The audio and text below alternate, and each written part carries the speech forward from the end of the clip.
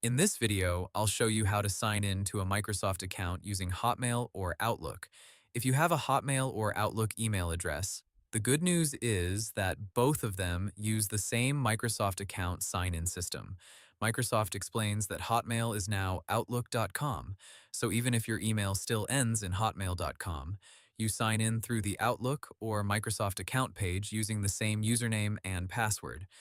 First, open your browser and go to the Microsoft sign-in page or the Outlook.com sign-in page. Microsoft says you can sign in to your personal Microsoft account at account.microsoft.com. And for Hotmail or Outlook email, you can also sign in through Outlook.com. Once the sign-in page opens, enter your Hotmail or Outlook email address. You can also use the phone number linked to your Microsoft account if that's how your account is set up. Then click Next. Microsoft's sign-in guidance says your Microsoft account can be used across services like Outlook and other Microsoft products with the same account credentials.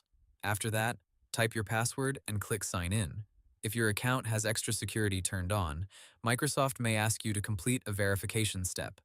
That could be a code sent to your phone, your backup email, or approval through a sign-in verification method you already set up.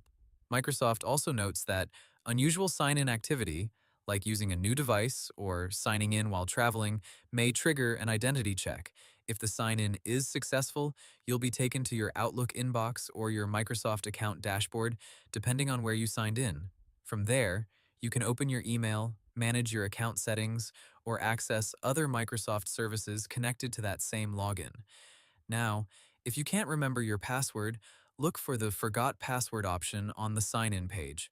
Microsoft provides recovery tools for password resets, username help, and other sign-in problems. If you're not even sure whether your email is set up as a Microsoft account, Microsoft also has a support page that helps you check that. And one more thing to remember, if you don't have an account yet, Microsoft says you can create a new one and even choose a new Outlook.com email address during setup. And that's it. That's how to sign into a Microsoft account using Hotmail or Outlook.